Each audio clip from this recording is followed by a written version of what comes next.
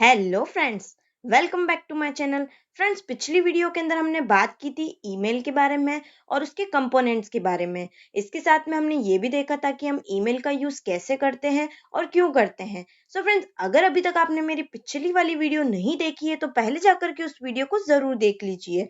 और अगर अभी तक आपने मेरे चैनल को सब्सक्राइब नहीं किया है तो प्लीज सब्सक्राइब कर दीजिए और वीडियोस को लाइक और शेयर करना ना भूलें। आज की वीडियो के अंदर हम बात करने वाले हैं कि प्रोग्रामिंग लैंग्वेजेस क्या होती है और कितने टाइप की प्रोग्रामिंग लैंग्वेज का हम यूज करते हैं। तो फर्स्ट हम बात करते हैं व्हाट इज प्रोग्रामिंग लैंग्वेज।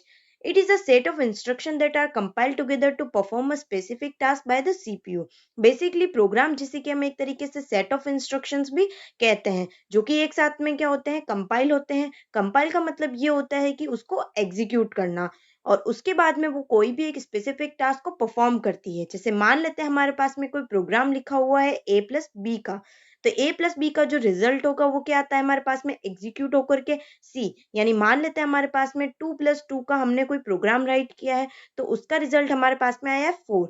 तो ये जो एक स्पेसिफिक टास्क होता है वो सीपीयू, जिसे कि हम सेंट्रल प्रोसेसिंग यूनिट कहते हैं, उसके थ्रू परफॉर्म होता है।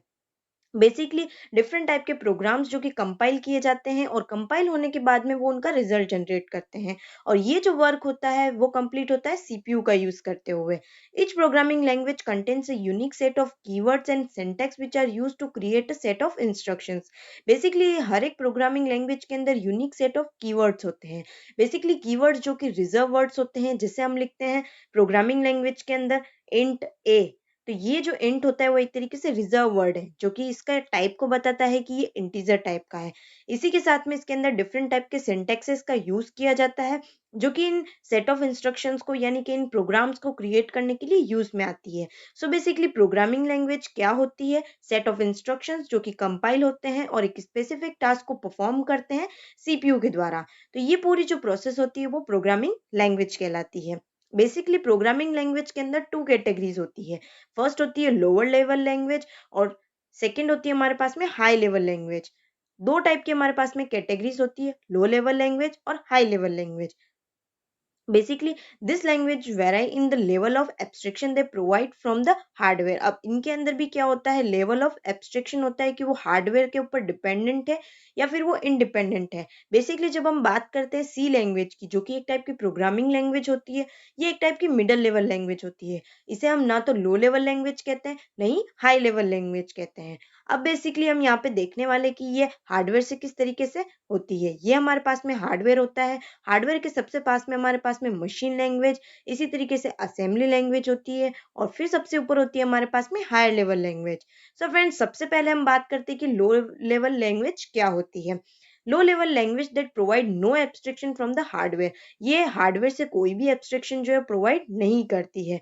It is represent in form of 0 और 1 which are the machine instructions. Basically low level language जिसे कि हम एक तरीके से मशीन इंस्ट्रक्शंस की तरह भी कह सकते हैं, जो 0 और 1 फॉर्म के अंदर होती है। बेसिकली 0 और 1 जिसे कि हम कहते हैं बिट, जिसे कि हम एक तरीके से बाइनरी डिजिट भी कहते हैं। बाइनरी डिजिट जिसके अंदर या तो 0 होता है या फिर हमारे पास में 1 होता है। It is easy to understand by hardware और मशीन। ये किसी भी हार्डवेयर और मशीन के द्वारा इजीली अंडरस्टैंडेबल होती है, क्योंकि इसके अंदर हम मशीन इंस्ट्रक्शंस का यूज करते हैं। जैसा कि हम जानते हैं कंप्यूटर सिर्फ एक ही लैंग्वेज को समझ सकता है, जिसे कि हम मशीन लैंग्वेज कहते हैं। वो मशीन लैंग्वेज जो कि 0 और 1 फॉर्म के अंदर होती है, जिसे हम कोई भी इंस्ट्रक्शंस दे रहे हैं तो वो एक तरीके से बिट बाय बिट, जिसे कि हम एक तरीके से बाइनरी डिजिट कहते हैं, तो इसके अंदर ये प्रोसेस होकर के वर्क करती है। तो इसलिए से हम क्या कहते हैं, मशीन इंस्ट्रक्शंस कहते हैं। ये मशीन इंस्ट्रक्शन हमारी मशीन, जिसे कि हम एक तरीके से हार्डवेयर या कंप्यूटर भी कहते हैं, उसके द्वारा इजीली अंडरस्टैंडेबल होती है। अब बात करते हैं कि हमारे पास में जो लो लेवल लैंग्वेज होती है उसके अंदर बेसिकली टू टाइप्स की लैंग्वेजेस होती है। एक होती है हमारे पास में मशीन लेवल लैंग्वेज और दूसरी होती है हमारे पास में असेंबली लैंग्वेज। तो फर्स्ट हम बात करते हैं मशीन लेवल लैंग्वेज क्या होती है। It consist of a set of instruction that are in binary form, जिसे कि हम एक तरीके से 0 और 1 भी कहते हैं। यानी कुछ सेट ऑफ इंस्ट्रक्शंस होते हैं जिसके अंदर ये बाइनरी फॉर्म के अंदर होते हैं। बाइनरी फॉर्म जैसा कि मैंने अभी आपको बताया, या तो 0 होगा या फिर वो 1 होगा। Computer can understand only machine instructions, so the instruction given to the computer can be only in binary codes. जैसा कि हम जानते हैं हमारी जो मशीन होती है जिसे कि हम कंप्यूटर कहते हैं, वो सिर्फ एक ही लैंग्वेज को अच्छे से समझ सकता है, जिसे कि हम एक तरीके से मशीन इंस्ट्रक्शंस कहते हैं। और ये इंस्ट्रक्शंस कंप्यूटर को दिए जाते हैं बाइनरी कोड के अंदर। अब ये किस तरीके से इंस्ट्रक्शन दिए जाते हैं, जैसे हम लिखते हैं 1101101111, तो ये एक तरीके से क्या होता है, बाइनरी कोड होता है। तो इसके अंदर हम कंप्यूटर को इस तरीके से इंस्ट्रक्शंस दे सकते हैं। बेसिकली मशीन लेवल लैंग्वेज जो होती है, not easy for the programmer to write the program in machine instructions. Basically machine जो इंस्ट्रक्शंस होते हैं या मशीन लेवल जो लैंग्वेज होती है, वो थोड़ी टफ होती है। टफ का मतलब ये होता है कि प्रोग्रामर इनको इजीली राइट नहीं कर सकते हैं, और इनको इसको याद रखने में भी, इसको समझने में भी प्रॉब्लम्स क्रिएट होती है, क्योंकि ये बाइनरी कोड के ऊपर काम करती है, तो इतनी सारी बीट्स को याद रखना पॉसिबल नहीं होता है। इसी तरीके से इसका मेंटेनेंस भी बहुत ज़्यादा हाई होता है। क्यों होता है? क्योंकि हम देखते हैं इसके अंदर बाइनरी डिजिट या बाइनरी कोड के अंदर हम डेटा को राइट करते हैं, यानी कि जिसे हम मशीन इंस्ट्रक्शंस कहते हैं, तो इनको मेंटेन करना जो है हाई होता है, not easy to understand. Basically human जो है वो इतनी सारी बाइनरी कोड को याद नहीं रख सकता है जो कंप्यूटर अच्छे से समझ सकता है। तो इसीलिए हम क्या करते हैं, इस मशीन लैंग्वेज का यूज जो है नहीं करते हैं। इसका यूज कंप्यूटर के थ्रू किया जाता है, क्योंकि कंप्यूटर मशीन इंस्ट्रक्शन को इजीली समझ सकता है। It is not portable as each computer has its machine instructions. Basically ये पोर्टेबल नहीं होती, क्योंकि हर एक कंप्यूटर की अपनी अपनी मशीन इंस्ट्रक्शंस होती है, उनके अपने अपने बाइनरी कोड्स होते हैं। So if we write a program in one computer will no longer be valid in another computer. अगर हम मान लेते हैं ए हमारे पास में कोई कंप्यूटर है, अगर ए कंप्यूटर के अंदर हमने जो भी मशीन कोड्स को कंप्लीट किया है, ये बी कंप्यूटर के ऊपर डिफरेंट होती है, यानी ए के अंदर जो कोड किए गए हैं वो दूसरे वाले कंप्यूटर के अंदर वैलिड नहीं होते हैं। इसीलिए इसे हम एक तरीके से फर्स्ट जनरेशन प्रोग्रामिंग लैंग्वेज भी कहते हैं, क्योंकि ये हार्डवेयर के सबसे क्लोजेस्ट होती है, और इसके अंदर जो है एब्स्ट्रैक्शन लेवल भी बिल्कुल कम होता है। It doesn't require any translator as the machine code is directly executed by the computer.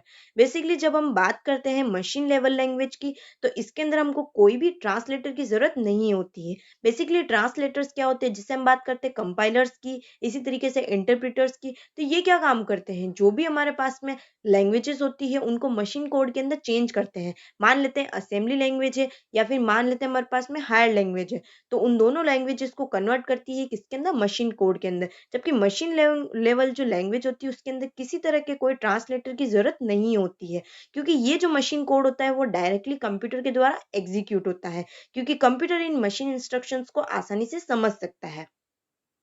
It comes at the lower level in the hierarchy, so it has zero abstraction level from the hardware. Basically ये एक तरीके से hardware dependent होता है। ये सबसे lower level होता है एब्स्ट्रैक्शन के अंदर, क्योंकि ये हार्डवेयर के सबसे पास में होता है, और एक तरीके से ये हार्डवेयर डिपेंडेंट होता है। सो बेसिकली ये बात थी हमारे पास में मशीन लेवल लैंग्वेज की, जो कि 0 और 1 बाइनरी के ऊपर बेसिस होती है, यानी मशीन इंस्ट्रक्शंस का इसके अंदर यूज में लिया जाता है, और इसी तरीके से इसके अंदर बाइनरी कोड्स का यूज किया जाता है। इसको ह्यूमन के द्वारा समझना इजीली नहीं होता है, और इसी तरीके से ये पोर्टेबल भी नहीं होती है। सो फ्रेंड्स, ये बात थी हमारे पास में मशीन लेवल लैंग्वेज की। आग, आगे आने वाली वीडियो के अंदर हम बात करने वाले हैं कि असेंबली लेवल लैंग्वेज क्या होती है, और इसी तरीके से हम सेकंड हायर लेवल लैंग्वेज के बारे में भी बात करने वाले हैं। सो फ्रेंड्स, आज के लिए यहीं तक। अगर अभी तक आपने मेरे चैनल को सब्सक्राइब नहीं किया है तो प्लीज सब्सक्राइब कर दीजिए, और वीडियोस को लाइक और शेयर करना ना भूलें। Thank you.